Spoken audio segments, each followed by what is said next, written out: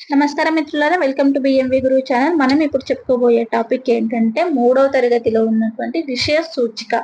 ఇక్కడ ఏముంటుందంటే పాఠం పేరు ఇతివృత్తం ప్రక్రియ. ఇక్కడ నుంచి క్వశ్చన్ అడిగిందంటే ఏం అడిగిండో క్వశ్చన్ ఏ విధంగా ఉంటుందంటే పాఠం పేరు ఇస్తాడు, దాని యొక్క ఇతివృత్తం గాని ప్రక్రియ గాని అడగడం అనేది జరుగుతుంది. 2022లో ఒక క్వశ్చన్ అడిగిండు, మూడో తరగతి నుంచి అప్పుడు వచ్చింది బిట్టు, మళ్ళీ తర్వాత రావడానికి అవకాశం ఉంది కాబట్టి ఇది చూసుకోండి. అయితే అప్పుడు క్వశ్చన్ ఏ విధంగా అడిగిందంటే మూడో తరగతిలో ఉన్నటువంటి సంసిద్ధత పాఠాలు ఏ ప్రక్రియకు చెందినవి? మూడవ తరగతి సంసిద్ధత పాఠాల యొక్క ప్రక్రియ ఏంటి అని అడిగిండు. ఆన్సర్ చిత్రాలు అన్నమాట. చిత్రాలు అనేది ఆన్సర్ అన్నమాట. చిత్రాల ప్రక్రియకు చెందింది. ఈ విధంగా గుర్తించుకోవాలి. కాబట్టి ఇలాంటి క్వశ్చన్ అప్పుడు అడిగిండు, మళ్ళీ అడగడానికి అవకాశం ఉంది కాబట్టి ఇక్కడ నుంచి మనం ఎలా గుర్తించుకోవాలో చూద్దాం. ఫస్ట్ ఏంటి, 1 నుంచి 10 వరకు ఏముంటాయి? సంసిద్ధత పాఠాలు అనేవి ఉంటాయి. ఇది ఇతివృత్తం పునశ్చరణకు సంబంధించి. పునశ్చరణ అంటే ఏంటి? పిల్లలకు మళ్ళీ అంటే పూర్వజ్ఞానాన్ని పరిశీలించాలి కదా, ఆ విధంగా పూర్వజ్ఞానాన్ని పరిశీలించడం కోసం పునశ్చరణ పాఠాలను అనేది పెట్టడం అనేది జరిగింది. కాబట్టి ఇది ఇక్కడ ఉన్నటువంటి సంసిద్ధత పాఠాలు పునశ్చరణ ఇతివృత్తానికి సంబంధించినవి. ప్రక్రియ చిత్రాలు ఉంటాయి, అక్కడ చిత్రాలు ఉంటాయి, కింద క్వశ్చన్ అడగడం జరుగుతుంది కాబట్టి చిత్రాల ప్రక్రియకు చెందింది. ఈ విధంగా గుర్తించుకోండి. అదే 4వ తరగతి 5వ తరగతి అయితే ఉన్నటువంటి సంసిద్ధత పాఠాలు దేనికి సంబంధించి ఉంటాయంటే చదవడం రాయడం ఏమో ఇతివృత్తం ఉంటుంది, అండ్ ప్రక్రియ ఏముంటుందంటే అభ్యాసాలు ప్రక్రియకు చెందింది. మూడు మాత్రమే చిత్రాల ప్రక్రియకు చెందింది, పునశ్చరణ ఇతివృత్తం. తర్వాత వానదేవుడ, మొదటి పాఠం వానదేవుడ. ఇది పర్యావరణానికి ఇతివృత్తం ఏంటంటే పర్యావరణము, గేయ ప్రక్రియకు చెందింది. దీన్ని ఎలా గుర్తించుకోవాలంటే వానలు పడ్డప్పుడు పర్యావరణం బాగుంటుంది కదా, వానలు పడగానే రైతులు పొలాల్లో పనులు చేయడం ప్రారంభిస్తారు. ఆ పనులు చేసే టైంలో గేయాలు పాడుకుంటూ వాళ్ళ శ్రమను మర్చిపోవడానికి గేయాలు పాడుతూ ఉంటారు. ఇలా గుర్తించుకోండి. వర్షాలు పడగానే వ్యవసాయ కూలీలు గాని రైతులు గాని వ్యవసాయం చేయడం ప్రారంభిస్తారు, వ్యవసాయ పనులు ప్రారంభిస్తారు. ఆ పనులు ప్రారంభించిన తర్వాత వాళ్ళ శ్రమను మర్చిపోవడానికి గేయాలు పాడతారు. కాబట్టి ఇది గేయ ప్రక్రియకు చెందింది. ఆ వ్యవసాయ పనులు మొత్తం కంప్లీట్ అయిన తర్వాత పర్యావరణం అంటే పర్యావరణం మొత్తం పచ్చగా మారుతుంది. కాబట్టి ఇది పర్యావరణ ఇతివృత్తం, పర్యావరణంకి సంబంధించింది అని గుర్తుపెట్టుకోండి. ఇతివృత్తం ఏమైతుంది? పర్యావరణం అవుతుంది. గేయం ప్రక్రియకు సంబంధించింది. వాన పడుతుందంటే రైతులు ఎక్కడ పని చేస్తారు? పొలాల్లో పని చేస్తారు. వాళ్ళ కష్టాన్ని మర్చిపోవడానికి గేయం పడతారు. కాబట్టి గేయ ప్రక్రియకు సంబంధించింది. పొలం పనులు ప్రారంభించి అయిపోయిన తర్వాత ప్రకృతి మొత్తం అంటే పర్యావరణం మొత్తం పచ్చగా మారుతుందని గుర్తుపెట్టుకుంటే ఇతివృత్తం పర్యావరణం అని గుర్తుంటుంది. నెక్స్ట్ బాలభీముడు, ఇది ఇతిహాసం ప్రక్రియకు చెందింది. ఇతిహాసం అనేది ఇతివృత్తం, కథా ప్రక్రియకు చెందింది. ఇతిహాసం అనేది ఇతివృత్తం, కథా ప్రక్రియకు చెందిందనమాట. ఇది ఇట్లా జరిగిందని చెప్తారు కదా, ఎప్పట్లో కథ ఉంటుంది. ఒకప్పుడు భీముడు ఉండేవాడు, ఆ భీముడు బలమైన వాడు, ఆయన బండను కొడితే పగిలిపోయేదని చెప్పేసి అట్లా జరిగింది వెనకటికి అని చెప్పేసి ఒక కథ చెప్తారు. కాబట్టి ఇది కథా ప్రక్రియ, ఇతిహాసం, ఇతివృత్తం అనమాట. ఇతిహాసం అంటేనే ఇది ఇట్లా జరిగింది అని చెప్పడాన్ని ఇతిహాసం అంటారు. కాబట్టి ఇతిహాసం, ఇతివృత్తం కథా ప్రక్రియకు చెందింది బాలభీముడు. ఆ తర్వాత అమ్మ అనేది సంస్కృతి విలువలు, గేయం ప్రక్రియకు చెందింది. సంస్కృతి విలువలేమో ఇతివృత్తము, గేయం ప్రక్రియకు చెందింది. అమ్మకు మన సంస్కృతి మనం ఏ విధంగా విలువ ఇవ్వాలి అని చెప్పేసి ఏ విధంగా నేర్పించిందని గుర్తుపెట్టుకుంటే సంస్కృతి విలువలు వస్తుంది. మరియు గేయం ప్రక్రియకు దాన్ని గేయం రూపంలో నాకు చెప్పడం జరిగిందని గేయం ప్రక్రియకు చెందింది అనమాట. ఆ విధంగా గుర్తుపెట్టుకోండి. ఆ తర్వాత దయ అనేది భూతదయ ఇతివృత్తం కథా ప్రక్రియకు చెందింది. అంటే జంతువుల మీద కానీ మూగ జీవాలపైన, పక్షులపైన ఏ విధంగా మనం దయను కలిగి ఉండాలి అని ఈ లెసన్ చెప్తుంది. కాబట్టి భూతదయ ఇతివృత్తము కథా ప్రక్రియకు చెందింది. అలా చెప్పడం జరిగింది, కథ రూపంలో చెప్పింది కాబట్టి కథా ప్రక్రియకు చెందింది. సరే, ఇతివృత్తంగానే ప్రక్రియ కానీ మనకు గుర్తుండాలంటే 3వ తరగతిలో ఉన్నటువంటి లెసన్స్ అన్నింటినీ మనం ఒకసారి చదివి ఉండాలి. చదివితే అక్కడ గేయం ఉందా, కథ ఉందా, దేని గురించి ఉంది అని చెప్పేసి మనకు అర్థమవుతుంది. అది హాస్యమా అనేది మనకు అర్థమవుతుంది. కాబట్టి అది ఇక్కడ ఉన్నటువంటి ఇతివృత్తం ప్రక్రియ గుర్తించుకోవడానికి మనకు ఎక్కువ అవకాశం ఉంటుంది. కాబట్టి తప్పకుండా మీరు నేర్చుకోవడానికి ముందుగా మీరు 3వ తరగతిలో ఉన్నటువంటి అన్ని లెసన్స్ ని ఒక్కసారి చదువుకోండి. అట్లా వచ్చినట్టయితే మీకు ఇది ఈజీ అవుతుంది అనమాట. ఒకసారి చూసుకుంటే అబ్బా అక్కడ హాస్యం ఉంది కాబట్టి ఇది ఇతివృత్తం హాస్యం అవుతుంది. అక్కడ కథ ఉంది కాబట్టి ఇది కథా ప్రక్రియకు చెందింది అనేది మనకు గుర్తుంటుంది అనమాట. కాబట్టి అక్కడ ఒకసారి లెసన్స్ అన్ని చదవడానికి ప్రయత్నం చేయండి. నెక్స్ట్ మన పండుగలు. మన పండుగలు అంటే ఏంటి? మన సంస్కృతిని తెలియజేస్తాయి కదా! పండుగలు అంటేనే మన సంస్కృతి. కాబట్టి ఇతివృత్తం సంస్కృతి.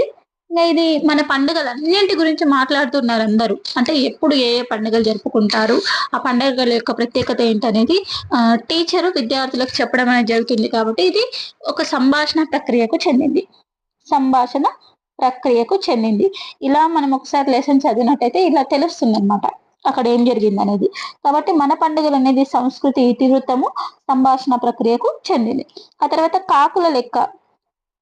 కాకుల లెక్క అనేది హాస్యం. ఇతివృత్తం హాస్యం, ఇది కథా ప్రక్రియకు చెందింది. ఇక్కడ అక్బర్ బీర్బల్ అని ఉంటారు. బీర్బల్ యొక్క తెలివిని తెలుసుకోవడానికి అందరు సభలో ఉన్న వాళ్ళందరూ తక్కువ తెలివి ఉన్నవాడు అని చెప్పేసి అనడం జరుగుతుంది. అయితే అక్కడ ఉన్నటువంటి అక్బర్ కి బీర్బల్ అంటే చాలా ఇష్టం. బీర్బల్ మీద నమ్మకంతోనే ఊర్లో ఉన్నటువంటి కాకులన్నింటినీ లెక్కించుకొని రమ్మని చెప్తాడు. అప్పుడు బీర్బల్ వచ్చి ఏమని చెప్తాడంటే మొత్తం కాకులు ఎన్ని ఉన్నాయంటే 6,803 కాకులు ఉన్నాయని చెప్పడం జరుగుతుంది అనమాట. ఈ లెసన్ లో 6,803 కాకులు ఉన్నాయని చెప్తాడు. మిగిలిన వాళ్ళు తక్కువ ఎక్కువ చెప్పినప్పుడు వాళ్ళకు ఎందుకు ఆ తేడా వచ్చిందని అడిగితే, నేను లెక్కించినప్పుడు ఇన్ని కాకులు ఉన్నాయి, మిగిలిన వాళ్ళు లెక్కించినప్పుడు మన ఊర్లో కాకులు పక్క ఊరికి వెళ్ళాయి, తక్కువ వచ్చిందంటే, ఎక్కువ వచ్చినప్పుడు మన పక్క ఊరి కాకులు మన ఊర్లోకి వచ్చాయని చెప్పేసి చెప్తాడు. హాస్యం ఇతివృత్తం కథా ప్రక్రియకు చెందిందనమాట. ఈ విధంగా గుర్తించుకోండి. ఇది అడిగింది చూడండి, అక్కడ ఎన్ని కాకులు ఉన్నాయని బీర్బల్ చెప్పాడు అని అడిగిండు క్వశ్చన్ కాబట్టి ఇది గుర్తుపెట్టుకోండి. 6,803 కాకులు ఉన్నాయని బీర్బల్ చెప్పడం జరిగింది. ఓకేనా? ఇది గుర్తుపెట్టుకోండి. 6,803 ఇది క్వశ్చన్ అడిగిండు. నెక్స్ట్ లేగదూడ. లేగదూడ ఉంది కదా, లేగదూడ కూడా భూత దయ ప్రక్రియకు చెందింది. ఈ లేగదూడ మీద కూడా మనం దయ కలిగి ఉండాలి. ఇది గేయం ప్రక్రియకు చెందింది అనమాట. నీటి అందాలు. నీటి అందాలు అంటే దర్శనీయ స్థలాలు. మనం నీరు ఎక్కువ ఉన్న దగ్గరికి వెళ్ళి మనం చూసి వస్తుంటాం కాబట్టి దర్శించదగిన ప్లేస్లు అని చెప్పేసి దర్శనీయ స్థలాలు.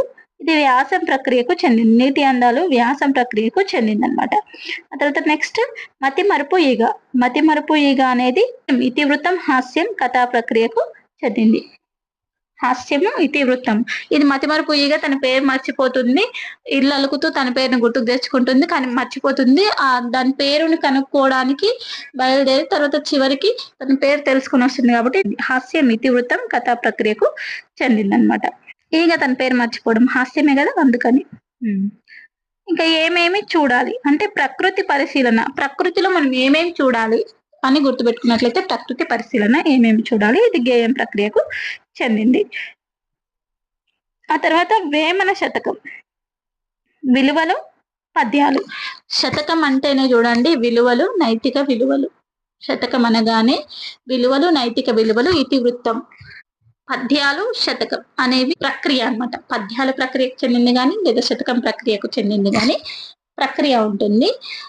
ఇతివృత్తం ఏంటంటే విలువలు కానీ నైతిక విలువలు ఉంటుంది అనమాట. ఆ విధంగా గుర్తుపెట్టుకోండి. తర్వాత తెలంగాణ రాష్ట్ర చిహ్నాలు. తెలంగాణ రాష్ట్ర చిహ్నాలు అంటే మనకు మన సంస్కృతిని తెలియజేస్తాయి కదా. తెలంగాణ రాష్ట్ర చిహ్నాలు మన సంస్కృతిని తెలియజేస్తాయి కాబట్టి ఇది వ్యాసం ప్రక్రియకు చెందిందనమాట. ఇతివృత్తమేమో సంస్కృతి, వ్యాసం ప్రక్రియకు చెందింది. ఆ తర్వాత తోట తల్లి. సి నారాయణ రెడ్డి చూడండి, తోట తల్లి. ఇది కూడా తోట అంటే పర్యావరణమే కదా, పర్యావరణం గేయం ప్రక్రియకు చెందింది. ఇంకా పక్షులు, ఇది కూడా పర్యావరణం. తోటలో పక్షులు ఉన్నాయని గుర్తుపెట్టుకోండి. పక్షులు అంటే తోట అంటే పర్యావరణమే. ఇంకా తోటలో గేయాలు పాడుతూ ఉన్నారని గుర్తుపెట్టుకున్నట్లయితే తోట పర్యావరణం కిందికి వస్తుంది, గేయ ప్రక్రియ అవుతుంది, ఇతివృత్తం పర్యావరణం. ఆ తర్వాత పక్షులు, తోటలో పక్షులు ఉన్నాయి అంటే ఇది కూడా పర్యావరణంలోనే తిరుగుతూ ఉంటాయి కాబట్టి పర్యావరణం పక్షులు. పర్యావరణాన్ని బాగుంచుకుంటేనే పక్షులు కూడా ఎక్కువ కాలం జీవిస్తాయని కూడా గుర్తుపెట్టుకోవచ్చు. ఇది గేయం ప్రక్రియకు చెందింది. తర్వాత మహాత్ముడు అనేది స్ఫూర్తి. ఇది వ్యాసం ప్రక్రియకు చెందింది. మహాత్మా గాంధీని మనం స్ఫూర్తిగా తీసుకుంటున్నామని గుర్తుపెట్టుకున్నట్లయితే ఇది వ్యాసం ప్రక్రియకు చెందింది. ఇతివృత్తం స్ఫూర్తి మహాత్ముడు.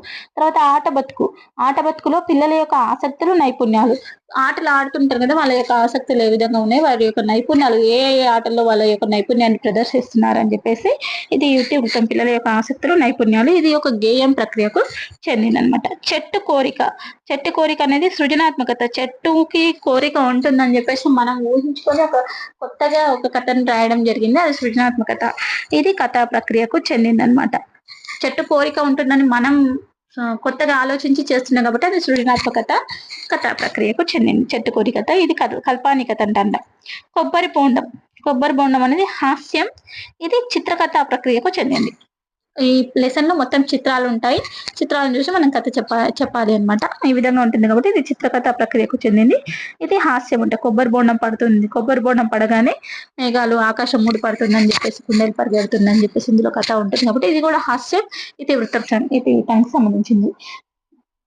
మీకు ఇది ఈ క్లాస్ నచ్చినట్టయితే మన ఛానల్ ని సబ్స్క్రైబ్ చేసుకోండి, లైక్ చేసి షేర్ చేయండి. Thanks for watching.